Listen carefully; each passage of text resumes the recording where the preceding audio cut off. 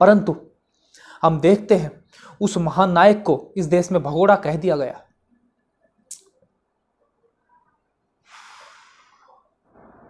सभी को नमस्ते जी। दोस्तों, मैं अनिल आर्य स्वागत करता हूं आप सभी का आपके अपने YouTube चैनल अपरिचित भारत में। दोस्तों, हम सभी ने अपने जीवन में एक कहावत या तो सुनी होगी बहुत बार, कई बार हो सकता है हमने जुबान से कही भी हो, और वो कहावत है, दे दी हमें आज़ादी बिना खड़ग बिना ढाल, साबरमती के संत तूने कर दिया कमाल। यह कहावत हमने निश्चित ही सुनी होगी। अब चाहे हमारी आयु 20 वर्ष हो, 30 वर्ष हो, 40, 50, 60, यहाँ तक 70 वर्ष की या 100 वर्ष की भी जिसकी आयु हो, उसने भी इस कहावत को सुना होगा। बहुत प्रचलित कहावत रही है इस देश में और आज भी है। परंतु आज का मैं वीडियो समर्पित करता हूँ उस विचारवान व्यक्ति को, उस महानायक को, उस सदी के महानायक को, जिसने न मात्र इस विचारधारा से बगावत की, अपितु जिस समय राष्ट्र गुलामी में था और जिस समय लोग गुलामी से निकलने के लिए, जिनके हम गुलाम थे, उन्हीं से भीख में हम आज़ादी मांगने की कल्पनाएं कर रहे थे, वो भी हमें दे नहीं रहे थे। उस समय उनसे और इस विचारधारा से बगावत करने वाले उस सदी के महानायक को आज का वीडियो मैं समर्पित करता हूँ। और आज का वीडियो इसलिए भी महत्वपूर्ण है क्योंकि आज के दिन ही अर्थात 29 अप्रैल को उस महानायक ने इस विचारधारा से बगावत कर इस भारत को सच्चे अर्थों में आज़ादी दिलाने के लिए संघर्ष करना प्रारंभ कर दिया था। संघर्ष तो उनका पहले भी चल रहा था, परंतु उस दिन से एक संघर्ष की दिशा ही उन्होंने बदल दी थी। तो दोस्तों, आज के वीडियो को मैं उस महानायक को समर्पित करता हूं। तो दोस्तों, समय व्यर्थ न करते हुए चलिए शुरू करते हैं आज का वीडियो। अथ कांदं प्रवक्ष्यामि कुंडली चेतनादिकं सहस्रनाम सकलं कुंडलिन्या प्रियं सुखम। दोस्तों, एक बार विचार करो, एक दौर इस देश में रहा कि जिस समय इस देश में आज़ादी के लिए संघर्ष करने वाले, स्वतंत्रता के लिए संघर्ष करने वाले बहुत सारे लोग रहे, परंतु ऐसा दौर ला दिया उन अंग्रेजों ने, उन अत्याचारियों ने हमारे उन क्रांतिकारियों को मार के ऐसा दौर ला दिया। और वो दौर था 1945 के आसपास का। 1930 से देखें तो 1945 तक का यह दौर ऐसा दौर था कि इस दौर में हमारे देश में एक भी क्रांतिकारी नहीं बचा। आप कहेंगे ऐसा नहीं हो सकता। अब मेरी बात को समझिए, क्रांतिकारी कैसे नहीं बचा। क्रांतिकारी इस देश में दो प्रकार के रहे। एक उनको क्रांतिकारी कहा गया जो नरम दल वाले थे, एक उनको भी क्रांतिकारी कहा गया जो गरम दल वाले थे। परंतु सच्चे अर्थों में देखा जाए तो क्रांतिकारी तो वही थे जो गरम दल वाले थे, क्योंकि बिना बलिदानों के हमें कुछ मिलता नहीं है। और इसीलिए शायद इस देश में इस प्रकार के नारे भी दिए गए, तुम मुझे खून दो मैं तुम्हें आज़ादी दूंगा। ये उन गरम दल वालों का ही विचार था।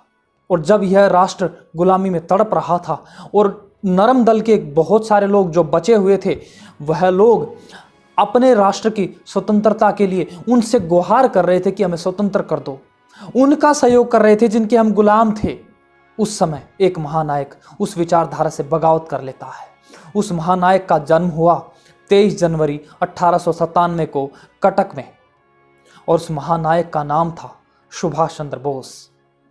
और विचार करो, उस व्यक्ति का विचार कितना प्रबल रहा होगा, उस व्यक्ति की विचारधारा कितनी प्रबल रही होगी, जिस समय अपने ही देश के लोग अत्याचारियों के अर्थात अंग्रेजों के गुलाम हो चुके थे, और न मात्र गुलाम हो चुके थे, उनका ही सहयोग करने में ही अपनी उन्नति समझ रहे थे, उनका सहयोग करने में ही अपने देश को आज़ादी के सपने देख रहे थे, संजो रहे थे, आज़ादी ऐसे करने से हमें आज़ादी मिलेगी। तो और यह कोई सामान्य व्यक्ति नहीं थे, इस देश के शीर्षतम व्यक्तियों में से व्यक्ति थे।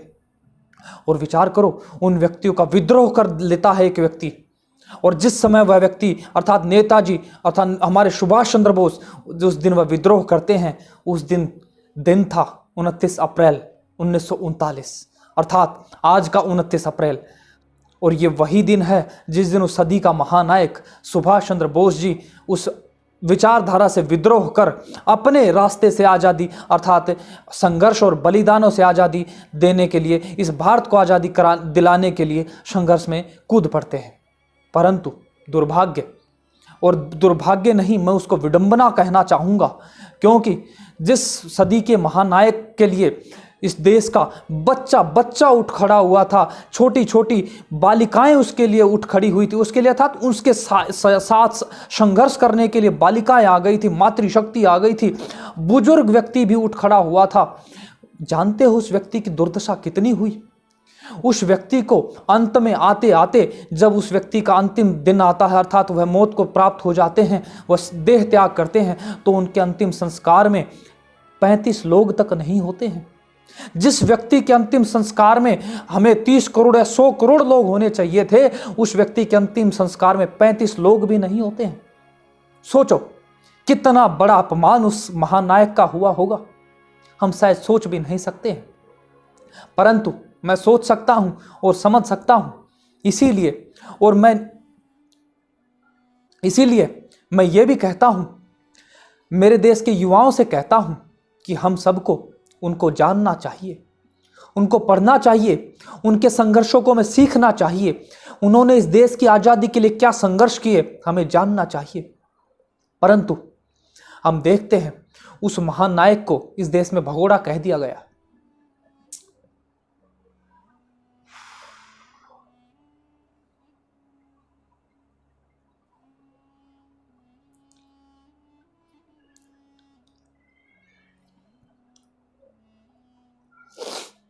क्षमा चाहता हूं, न मात्र उनको भगोड़ा कहा गया, उनको युद्ध अपराधी तक कह दिया गया।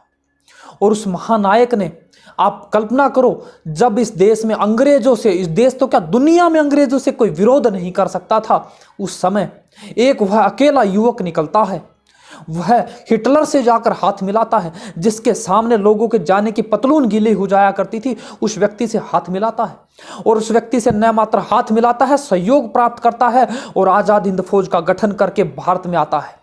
और जब वह हिटलर से हाथ मिलाते हैं, तब हिटलर उनको नाम देते हैं, उनको एक शब्द प्रयोग करते हैं, नेताजी। आज जिसको हम नेताजी सुभाष चंद्र बोस कहते हैं, वह नेताजी शब्द हिटलर का दिया हुआ शब्द है।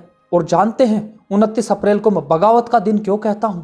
क्योंकि 1921 में मुंबई के मणि भवन में नेताजी सुभाष चंद्र बोस की पहली मुलाकात गांधी जी से होती है। और जब वह गांधी जी से मिलते हैं तो वह फौरन भाप जाते हैं, अहिंसा के रास्तों में दम नहीं है, हमें आज़ादी चाहिए तो हमें संघर्ष करना होगा, बलिदान देना होगा, क्योंकि बिना बलिदान के आज़ादी नहीं मिला करती है। उनका स्पष्ट विचार था। तब उनका इतना विद्रोह होता है, उनके साथ इतने द्वेष किया जाता है, और उनको कांग्रेस से इस्तीफा देने के लिए, कांग्रेस का अध्यक्ष पद से इस्तीफा देने के लिए मजबूर कर दिया जाता है। जो व्यक्ति कांग्रेस में रहते रहते 11 बार जेल जा चुका था, उस व्यक्ति को कांग्रेस से इस्तीफा देने के लिए मजबूर कर दिया जाता है। और उससे भी पहले पूरी कांग्रेस पार्टी, उस समय की कांग्रेस पार्टी, नेताजी सुभाष चंद्र बोस के प्रति एक ऐसा मोर्चा खोलते हैं, जिस मोर्चे का नाम वो देते हैं अनुशासनहीनता का मोर्चा। वह अनुशासनहीनता का मोर्चा उसके बारे में खोलते हैं और कहते हैं कि सुभाष एक अनुशासनहीन व्यक्ति है, जिसका आप डॉक्यूमेंट आप स्क्रीन पर देख रहे होंगे। अगर वह अनुशासनहीन व्यक्ति था, अगर नेताजी हमारे अनुशासनहीन थे, तो वह एक अनुशासित सेना कैसे बना लेते हैं, कोई मुझे समझावे। परंतु उस समय के कांग्रेसियों ने कोई कसर नहीं छोड़ी उनका दमन करने की। परंतु बार बार मैं कहता हूं, साहसी को कभी रास्तों की कमी नहीं होती। वह घोर अंधकार में से भी उजाला खोज निकालता है, वह कटीले रास्तों में से भी रास्ता बना डालता है। और ऐसे ही हमारे थे नेताजी सुभाष चंद्र बोस। और दोस्तों, मैं अपने जीवन में यह अवश्य कहता हूं कि मैं जितना पुरुषार्थ कर सकता हूं, मैं जितना मेरे लोगों को, मेरे देशवासियों को उनके बारे में जना सकता हूं, सदी के महानायक के बारे में जना सकता हूं, उतना मैं पुरुषार्थ अवश्य करूंगा। और इसीलिए मैंने नेताजी को समर्पित नेताजी रहस्य गाथा की पूरी एक वीडियो सीरीज का आगाज अपने चैनल अपरिचित भारत पर किया हुआ है, जिसके 5 वीडियो अभी तक आ चुके हैं। और मैं आपसे निवेदन करता हूं, वह यूट्यूब इतिहास के वीडियोज के रूप में सबसे गंभीर जानकारियों वाले वीडियोस हैं। मैं आपसे बिल्कुल खुले तौर पर कहता हूं, इससे ज्यादा गंभीर जानकारियों की वीडियो YouTube इतिहास में कहीं पर भी आपको नहीं मिलेंगे, वो भी हिंदी में। और मैं आपसे कहता हूं कि आप सभी लोग जाइए, मैं अपनी मार्केटिंग नहीं कर रहा हूं, मैं आपसे कहता हूं अपने इतिहास को जानने के लिए कम से कम अभी तक मैंने 5 वीडियोस बनाए हैं। तकनीकी कारणों की वजह से अन्य वीडियोस लॉकडाउन के बाद आप सभी के बीच आएंगे। कम से कम उन वीडियोज को आप देखिए और जानिए उस व्यक्ति ने कितना संघर्ष किया है। और जिस व्यक्ति को हम राष्ट्रपिता महात्मा गांधी कहते हैं, उस व्यक्ति को अर्थात महात्मा गांधी जी को राष्ट्रपिता सबसे पहले संबोधित करने वाले कोई और नहीं, हमारे प्रिय, मेरे प्रिय नेताजी सुभाष चंद्र बोस थे। परंतु इससे भी दुर्भाग्यपूर्ण तो ये है कि उस व्यक्ति के बारे में, नेताजी सुभाष चंद्र बोस के बारे में, उनकी जीवन के बारे में जानने वाले लोग इस देश में नहीं हैं। वह तो कहते हैं हाँ था, कोई टोपी पहनता था, इस तरह के कोट पहनता था और उसने कोई आज़ाद हिंद फौज बनाई थी। हमारे बालकों को इससे ज़्यादा कुछ नहीं पता उनके बारे में। और विचार करो, जब वह गुम हो जाते हैं, लोग कहते हैं 18 अगस्त 1945 को मर गए। मैंने नेताजी 18 अगस्त 1945 को नहीं मरे, इसको प्रूफ करने के लिए 24 प्रमाण दिए हैं, जिसका लिंक अभी आप डिस्क्रिप्शन में देख पाएंगे। अभी ये वीडियोस आप देख रहे हैं, इस वीडियो को जाकर देखिए। मैंने 24 प्रमाण दिए हैं कि जिस दिन हवाई दुर्घटना बताई जाती है वो तो कभी हुई नहीं थी। और इस प्रकार के और भी बहुत सारे, उसके बाद वह किस प्रकार का जीवन जीते हैं, किस प्रकार भारत में आते हैं, अन्य बहुत सारी चीजें मैं आप सभी के बीच आने वाले वीडियोस में रखता रहूंगा। परंतु मैं कहना चाह रहा था, जब उनकी मृत्यु घोषित कर दी, अर्थात सरकार ने ऑफिशियली स्तर पर उनको मान लिया कि 18 अगस्त 1945 को मारे गए, उसके बाद भी इनके 3 कमीशन उनकी जांच पड़ताल के लिए बनाए जाते हैं। पहले 1956 में शहनवाज कमीशन, उसके बाद 1970 में खोसला आयोग और तीसरा 2000 में मुखर्जी आयोग, और उसके बाद भी एक आयोग और बना है, तो उसके बारे में मैं आने वाली वीडियोज में चर्चा करूंगा। तो इन सभी आयोगों में एक भी ऐसा प्रमाण नहीं है जो ये सिद्ध करता हो कि नेताजी सुभाष चंद्र बोस की मृत्यु 18 अगस्त 1945 को हुई। परंतु इस गुलाम देश की गुलाम मानसिकता वाले प्रधानमंत्री ने, व गुलाम देश की गुलाम मानसिकता रखने वाले नेताओं ने उसको ऑफिशियली स्वीकार करा। तो मैं इस वीडियो के माध्यम से आप सभी से निवेदन करता हूं, ऐ मेरे भारतवासियों, ऐ मेरे नेताजी सुभाष चंद्र बोस के भक्तों, या मैं ये कहूं कि जिनकी वजह से आज हम आज़ाद हुए हैं, उन सभी का ऋण हमें चुकाना चाहिए। और हम उनका ऋण चुकाने के लिए एक कर्म तो कर ही सकते हैं, और वो ये, उनके जीवन को पढ़े, उनके इतिहास को जाने और अपने लोगों को जनाए, अपने आने वाली पीढ़ियों को जनाए। क्योंकि मैं ऐसा मानता हूं कि जो व्यक्ति आज अत्याचारियों से संघर्ष करता है, अधर्म से संघर्ष करता है, पूर्ण स्वराज्य के लिए संघर्ष करता है, वह व्यक्ति अपने आप में सुभाष चंद्र बोस है। आप भी सुभाष हैं, मैं भी सुभाष हूं, और व्यक्ति जिसको हम नहीं जानते परंतु संघर्ष कर रहा, वह भी कहीं ना कहीं भले थोड़े रूप में सुभाष चंद्र बोस है।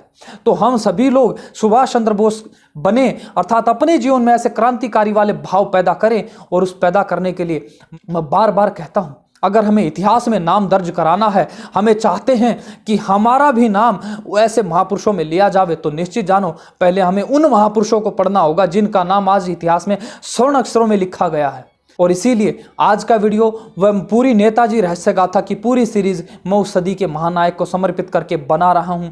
आप सभी का सहयोग मुझे मिला तो मैं अवश्य ये आशा करता हूं कि एक दिन इस संपूर्ण भारत में हम दोबारा से उस महानायक का इतिहास पढ़ा पाएंगे, और उनको जो हमारे इस देश में ऑफिशियली स्तर पर युद्ध अपराधी कहा गया है, भगोड़ा कहा गया है, ऐसे ऐसे कलंकों से भी उनको मुक्त कर पाएंगे। क्योंकि उन्होंने तो हमें गुलामी से मुक्त कराया है, तो क्या हम उनको ऐसे कलंकों से मुक्त नहीं करा सकते? तो दोस्तों, आज के वीडियो को लंबा न करते हुए मैं आप सभी से निवेदन करता हूं, और उस सदी के महानायक को मैं कोटि कोटि धन्यवाद देता हूं, जिनकी वजह से यह राष्ट्र एक बार दोबारा से स्वतंत्रता को प्राप्त हुआ। भले ही अभी मानसिक स्वतंत्रता हमें नहीं मिली है, वैचारिक स्वतंत्रता भी नहीं मिली है, परंतु उसके लिए भी हम सभी लोग संघर्ष करें तो वह भी दूर नहीं।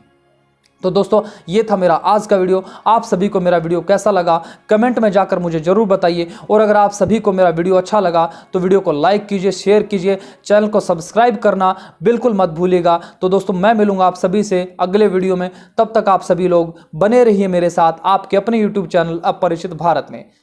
सभी को नमस्ते जी।